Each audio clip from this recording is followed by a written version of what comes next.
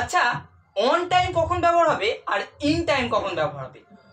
On time বলতে আমরা একদম নির্দিষ্ট বা এক্স্যাক্ট টাইমটা কি বোঝাবো।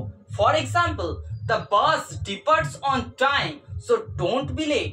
বাসটা ঠিক টাইমে ছাড়বে, সুতরাং দেরি করো না। অর্থাৎ এখানে একদম নির্দিষ্ট টাইম 8:50 মানে 8:50ই ছাড়বে।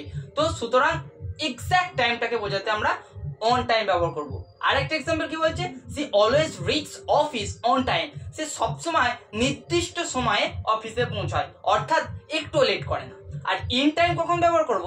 যখন আমাদের হাতে অনেকটা সময় রয়েছে অথবা আমরা একদম নির্দিষ্ট টাইমের আগে কাজটা করছি, তখন আমরা ইন টাইম ব্যবহার করব। For example, doctor arrived in time to save the patient. Doctor ঠিক টাইমের আগে চলে এসে পেশেন্টটাকে বাঁচিয়ে নিল, অর্থাৎ পেশেন্টটা মারা যাওয়ার আগেই ডক্টর এসে তাকে বাঁচিয়ে নিয়েছে।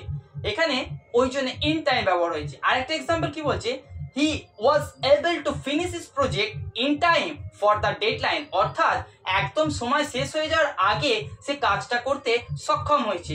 তাহলে ইন টাইম তখনই ব্যবহার করব যখন আমাদের হাতে অনেকটা সময় রয়েছে অথবা একদম কাজটা যে সময় নির্দিষ্ট করা আছে তার আগে আমরা কাজটা সম্পন্ন করছি। তাহলে অন টাইম আর ইন টাইমের ব্যবহার তোমরা জেনে গেলে। ভিডিওটা তোমাদের কেমন লাগলো কমেন্টে জানিও।